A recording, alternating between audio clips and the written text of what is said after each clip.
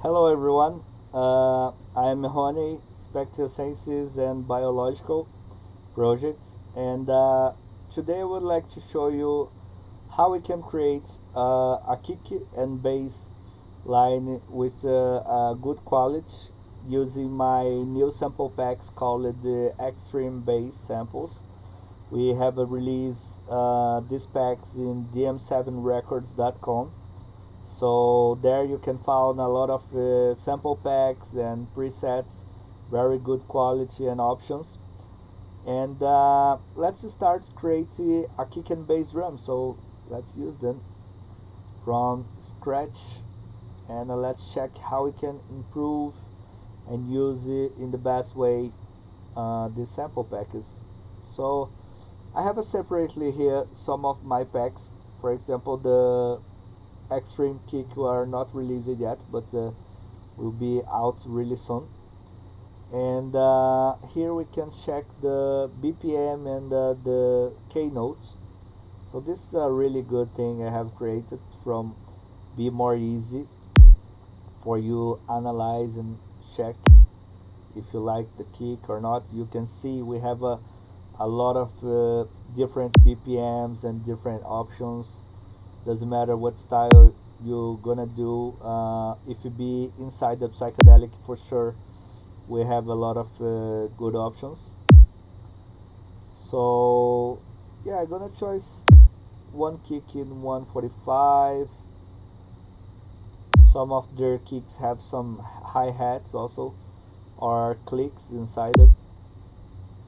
Okay, so let's start with this one, 145 G sharp. So I'm gonna import them, and yeah, every time I start a new track, I like to do some things, like check if I have some delay. On this case, you can check I remove totally the delay of the kick or the bass line. We're gonna see also, and I like to reduce a little bit of the length of the total size of the kick and create a smooth fade out. When I create a curved fade out, this means I can preserve my K note, my low end. So can be a really good deal when we want to keep your bass notes or the kick note in originally stuff. So I'm gonna create 4 bits here, and I create events to parts. On Cubase, means it's like a folder.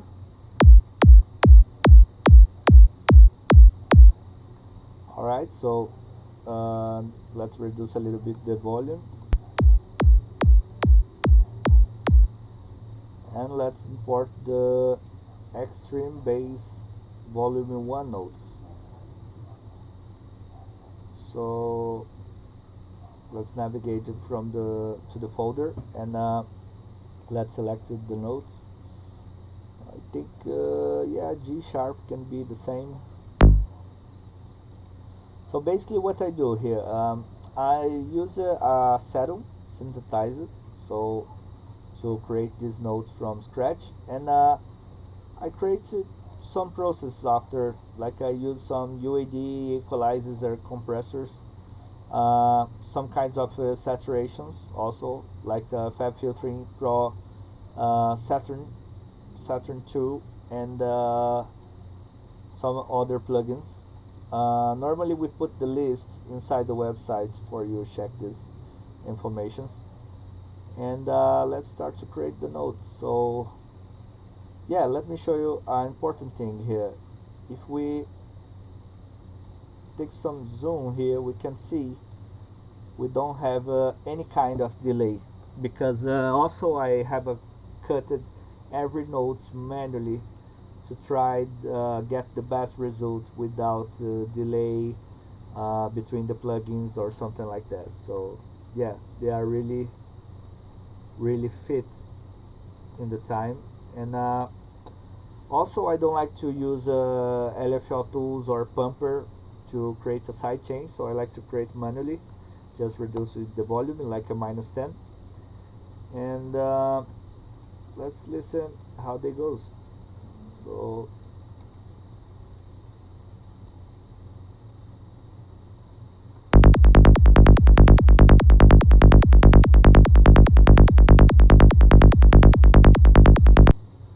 okay, so they are in a higher volume, so let's reduce them. And this is an important point because now we need to check some things when we start to create our kick and base. For example, I like to use this analyzer called Ben School's Megascope, because here we can get some important analysis between the kick and base informations. So okay, I don't need this guy for now, and let's create another one. So basically I insert one in by channel in kick and base channels, and now I have both channels here together. And let's leave in blue or kick and yellow or bass drum or bass line. So let's see. So now we have a separately analyzed of each channel. So let's put together, like let's be more precisely also in 1/4 and combine it and amplify the image. And they are ready. I think, you know, the most magical thing happen here is because I have working really hard to try to get the best phase corrections between the kick and bass. So this is means you just need to insert these kick or bass notes, and they gonna work really well without delay and phase problems. So like you can see here, I choose randomly these kick and bass lines, but they are fit inside the phase problems, you know? And without any kind of delay. So this is me. We have on this space 116 quantize. Okay, so let's check again.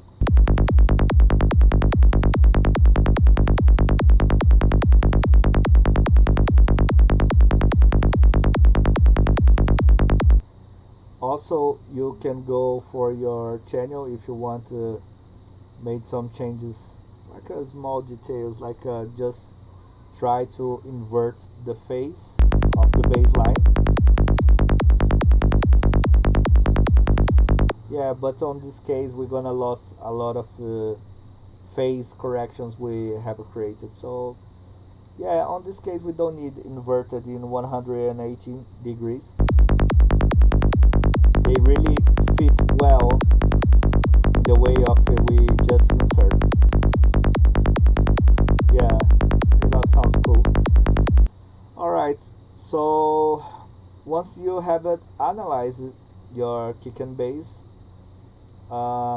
yeah, some of guys ask me on the internet like why I use directly from audio my kick and bass line, and I think the answer is not about the be right or wrong, but in my preference I think I can eliminate a lot of insults caused by the sampler. For example, some kinds of variation or different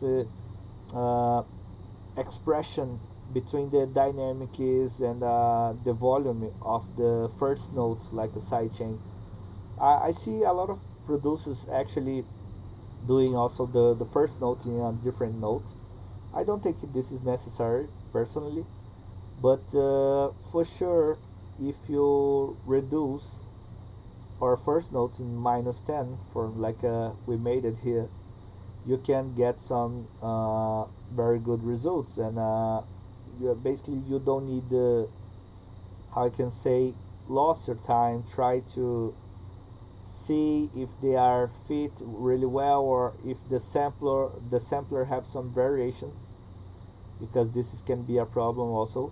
I have some problems in the past with some samplers, so that's why I like to use directly the notes without any kind of process or delay. So for example, in these base notes, probably I use some plugins like Saturn and Acoustics.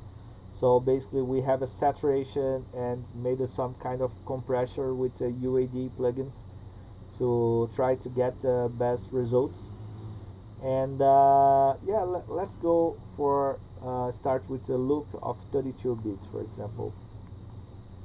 Okay, here I have a 16 bits and now 32. So I like to painting in red just to make like a marker of this is my starting point, you know, of my bar of 32 bits.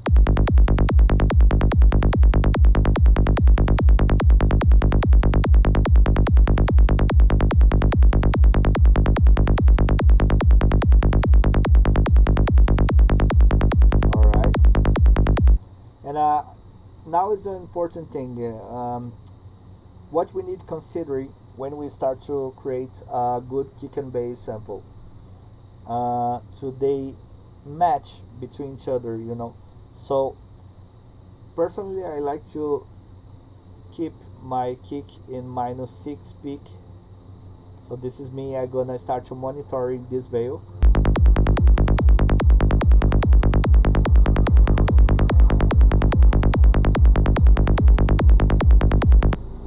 This is the my magic number, let's say, from the my to my kick, and now let's check from the baseline. So an important thing, doesn't matter what value you like it. I think the big secret is about the just try to keep your kick 1 dB 2 dBs more higher than the baseline. I think this is the most important.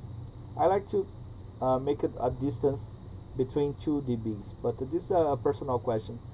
And let's check. For example, yeah, we are in almost the same volume, so we can compare on this level. And they sound strange because you know, we need to keep the priority from the kick drum and not for the bass line. We know we make a psytrance music, but the main point is the kick need to be more louder than the bass line for sure. We still make electronic music from the dance floor, so that's the main point. So 6 7 will be -8 in this case.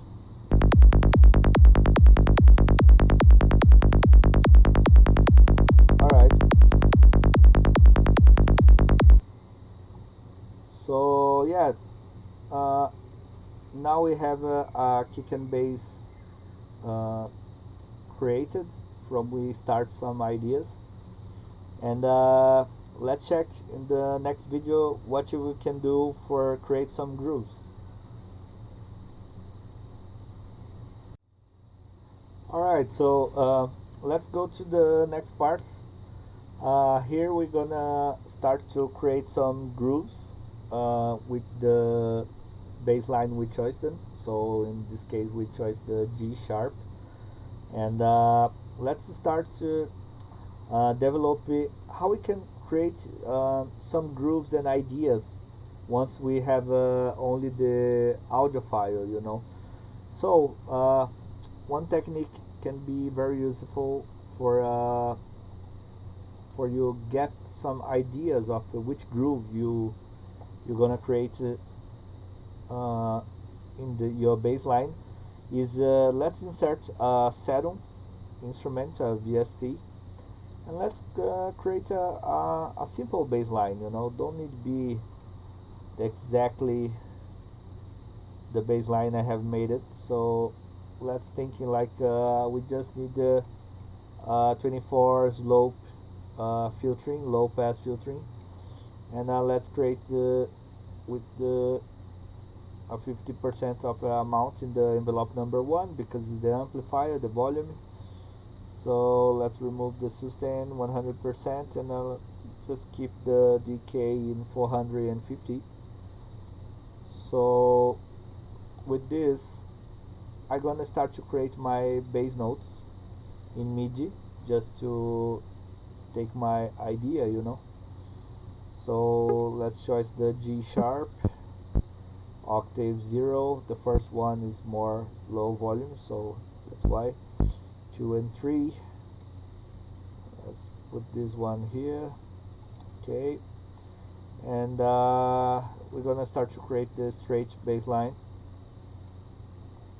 And one of the most common grooves we can create is yeah, I like to reduce a little bit the tail to don't connect it with each other, you know.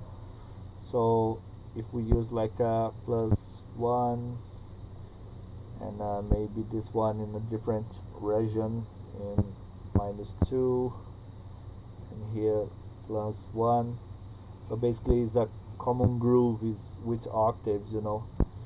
And let's use like a B1 maybe. Let's try here that with the kick just to check them.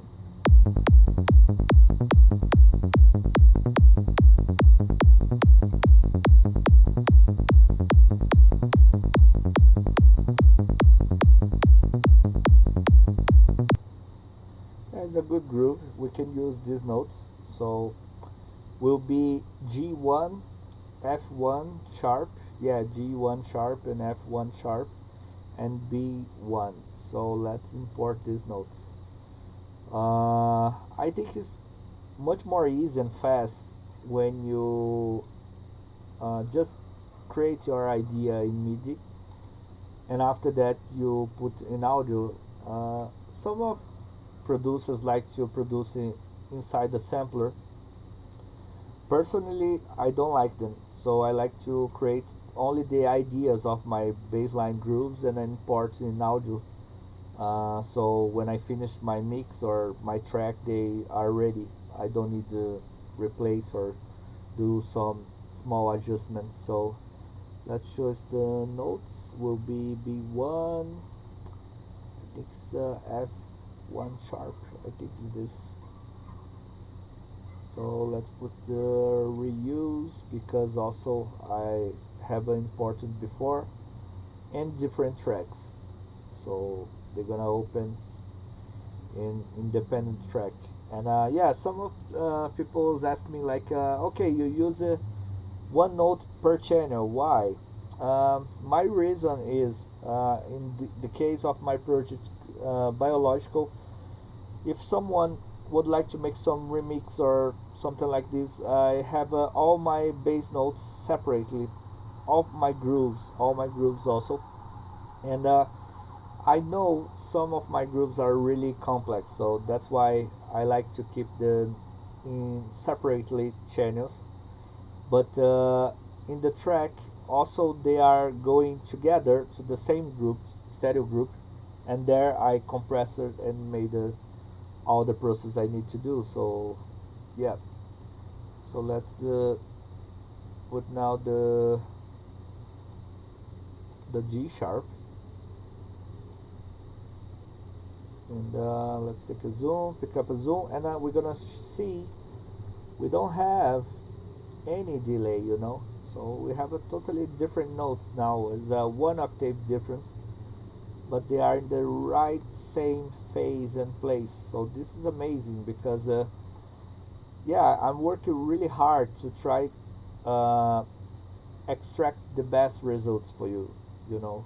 So you don't need it overthinking about if you have an overlap or if you have some kind of difficult process between the delay compensation. So yeah, it's ready to go.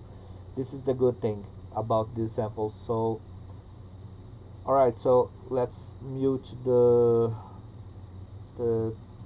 K notes, the root notes, and now we're gonna leave this one, and let's check the groove just to, yeah. So this is will be in the counterpoint, like the quantized number 3, 160, and now let's go to the next one. Will be F1. So let's put the here on the top, And when I try working in the groove, I try use the same values of fade outs. So basically, if it's 14 for one note, will be 14 from every note. So this is make more identical way of seamless way of the bass notes, and they don't sound like a different notes. They really sounds like the same bass line sound. So let's try here this. Oops, I need mute this second one also. This 31. Okay.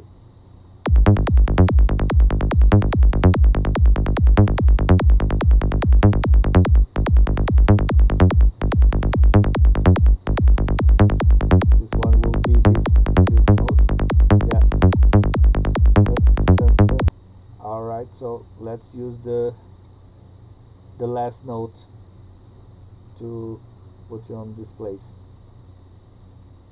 Looks hard in the beginning, I think, but to be honest, when you, once you start to hear your tracks in the right way, without delay or without any kind of phasing issues in your bass line, this is are very more comfortable, I think, in my way of thinking, because we have fixed all the problems about the phase delay compensations, or we don't have any plugin inserted. So this is mean a lot for me. It's like 50% of the baseline are fixed now, so this is a really good thing to do.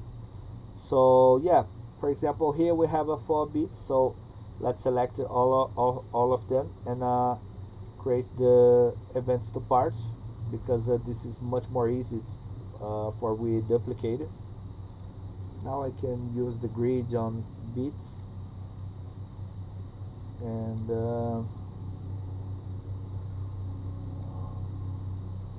okay, so let's check.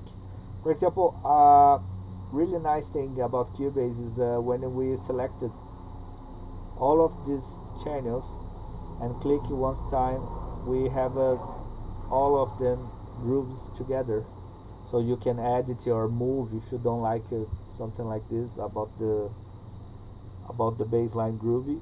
So let's listen. So now what is the problem? We have a different values of volume, so you need to pick up your mixer here and try to mix it everyone in the same -8, because of course our kick need to be more higher in -6. So this is will be our reference level of bassline.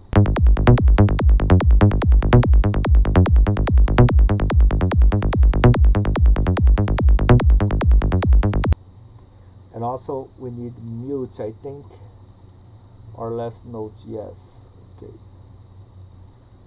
so they be ready to go.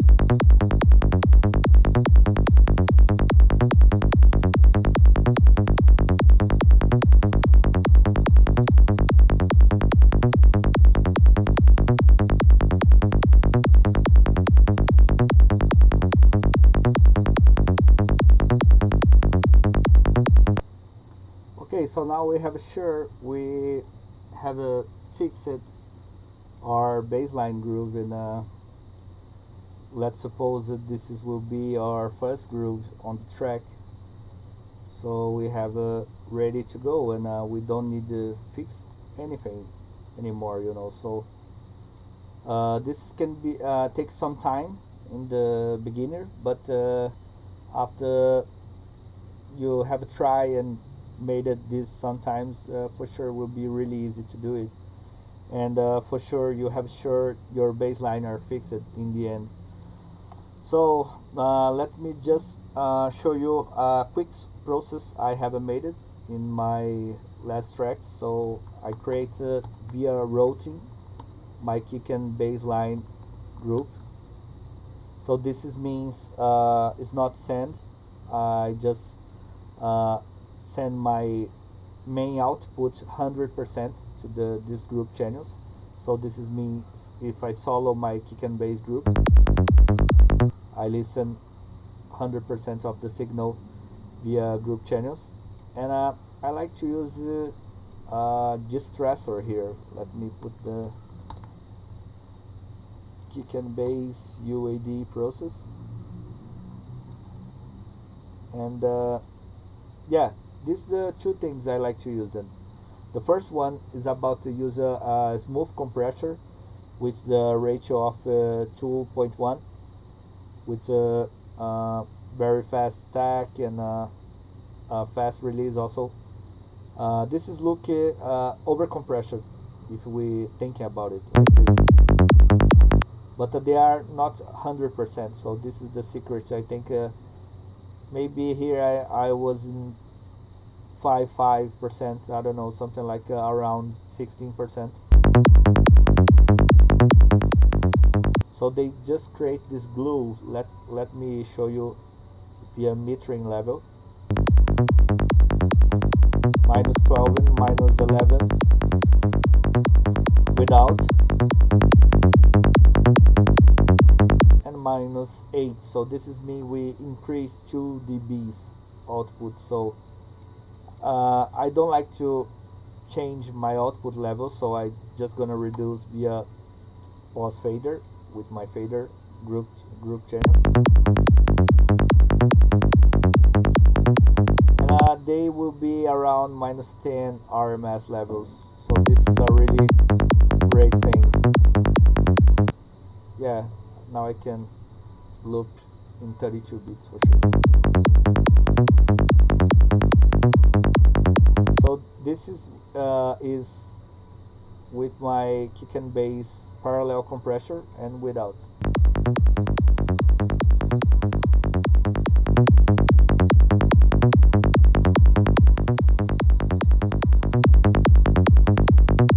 Also, if you don't have a UAD, generic and parallel option is Arozor.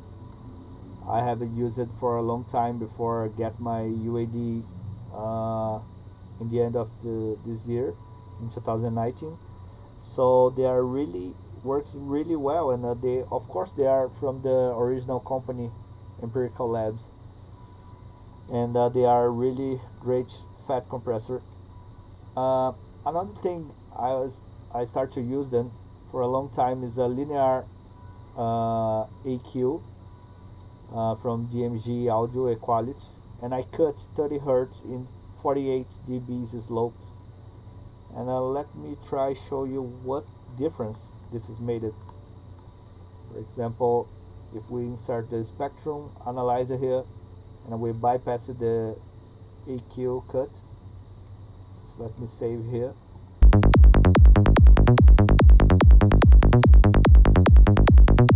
You see we have a lot of information around 20 Hz to 30 Hz in -24 dBs. This is mean a lot of sub information, and in the practice we don't gonna use them.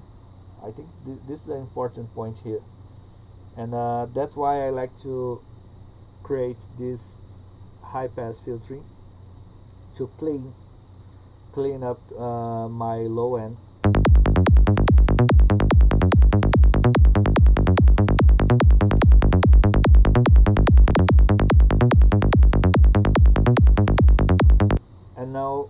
and now for sure I have a more the tonic emphasis of my kick and bass drum. Some people ask me like why you cut in 30 hertz to be exactly. For example, let's go to the internet and make some quick compares about the, for example, Void acoustic spec sub, and let's see about the frequency response. So we have a variation here of 29 hertz in 3 dBs variations to 9.5 frequency response in the sub. So this is mean we basically we don't use this in the festival, and we can cut for sure without any problems, and we can get more headroom when we go to the mastering section, so to the mastering process. But it's a personal reason. Some people like to do this, some ones don't do that because the mastering can do also. So it's just a quick review. For example, let's check about the Polygroove specs. I think, yeah, if I put specs, yeah, they don't gonna show me directly via Google. So let's enter in the website because we have a lot of different sub options. So yeah, depends of the model. Like this 118, we have a 14 hertz start, or maybe 33, 28, 34. So you see, we don't have any around like, okay, like this one of 22, but this is a very rare condition.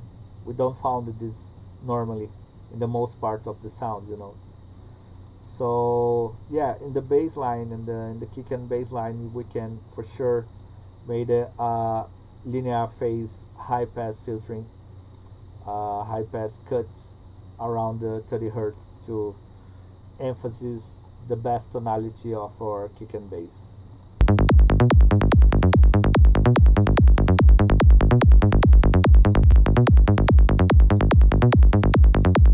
And also we can see about the phase is in phase, very established signal. So yeah, this is a good thing to analyze, and now let's suppose we can start the track. So I hope you like this video, and yeah, let's try to get more opportunities to show you another samples or another process about what we can use. Okay, so see you on the next video. Be safe, we keep in touch. Cheers, bye bye.